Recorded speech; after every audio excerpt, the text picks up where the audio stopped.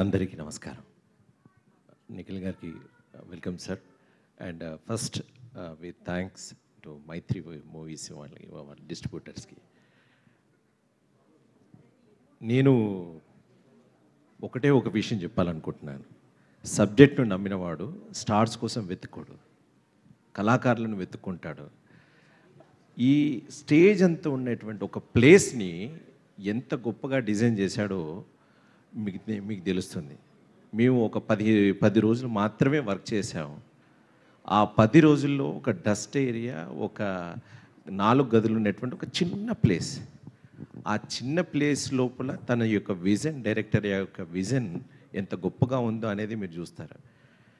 విషయం ఏంటంటే సబ్జెక్ట్ని తీక్షణంగా చదువుకున్న వాడు చాలా గొప్పగా తక్కువ బడ్జెట్లో అనుకున్నది సాధించడానికి ఎవరిని పెట్టుకుంటే, ఎలాంటి వారిని పెట్టుకుంటే నైపుణ్యంతో తన యొక్క ఊహను పండిస్తాడనేది దర్శకుడిగా అతని యొక్క నైపుణ్యం అనేది ఈ సినిమా ద్వారా తెలుస్తుంది. తెలుగు ఇండస్ట్రీకి ఎక్కడో పలానా పేరున్న దర్శకుడి దగ్గర పనిచేస్తే ఆపర్చునిటీస్ వస్తున్నాయి, ఏదో చేస్తే వస్తున్నాయి. కానీ నిజాయితీగా చదువుకున్న వాడికి ఆపర్చునిటీ రావాలంటే చాలా కష్టంగా ఉంది.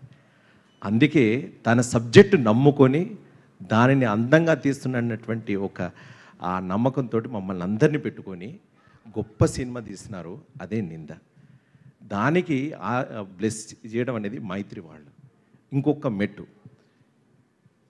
ఇది, మీరందరూ మమ్మల్ని ఆశీర్వదించడానికి అన్నట్టుగా ఫాదర్స్ డే నాడే ఒక ఫాదర్కి కానుకగా ఇచ్చినట్టుగా ఒక మాట చెప్పినట్టుగానే ఈ సినిమాలో కూడా హీరో ఫాదర్కి మాట ఇస్తాడు. ఫాదర్ యొక్క మాటని ఒక గొప్ప పాజిటివ్గా ఉంటుంది. అది చెప్పచ్చా? ఇది ఏం చెప్పట్లేదు, నేను చెప్పట్లేదు. అదర్వైజ్ మీరు నా మీద నిందలేయొద్దు. సో ఒక బాండేజ్కి సంబంధించినటువంటి వ్యవహారం, తన యొక్క పర్సనల్ లైఫ్ని కూడా సినిమాలో చూపించుకున్నారు. సో ఈ మాట ఎందుకంటున్నానంటే సబ్జెక్ట్ నేర్చుకోవచ్చు, టెక్నిక్స్ నేర్చుకోవచ్చు, ఈస్థెటిక్స్ ఎవరికి నేర్చుకోవడానికి లేదు, అది స్వతహాగా రావాలి. ఆ ఈస్థెటిక్స్ ఉన్నటువంటి గొప్ప వ్యక్తి దర్శకుడు రాజేష్ గారు. దయచేసి చప్పట్లతో అలాంటి దర్శకుడిని ఇస్తే మంచి కళాకారులు, బాగా నైపుణ్యమైనటువంటి కళాకారులు అని చెప్పుకునే వాళ్ళకి పని దొరుకుతుంది. ఈ మాట ఎందుకు చెప్తున్నానంటే రీసెంట్గా నేను సినిమాలు చేస్తున్నాను. After Balagam I'm getting so many opportunities. But నేను ఎదురు చూస్తున్నాను, నా రోల్ వస్తుందా. యుద్ధానికి వెళ్ళినప్పుడు ఒక యోద్ధ ఎదురు చూస్తాడు, నాకు షాట్ పడుతుందా లేదని. కళాకారుడిగా ఒక షాట్ కోసం ఒక కెమెరా ముందు కోసం చూస్తుంటాడు. సో నైపుణ్యం ఉన్నటువంటి దర్శకులు వస్తే మంచి కళాకారులకు పని దొరుకుతుంది. సార్ మీలాంటి వాళ్ళు రావాలి, మాలాంటి వాళ్ళకి పని దొరకాలి, ప్రేక్షకులు మంచి కనువిందైనటువంటి ఒక వీక్షణంగా ఉండేటువంటి ఒక పిక్చర్ రావాలి. థ్యాంక్ యూ సార్, మమ్మల్ని అందరినీ సెలెక్ట్ చేసినందుకు thank you very much. Thank you Madhu గారు, థ్యాంక్ యూ సో మచ్.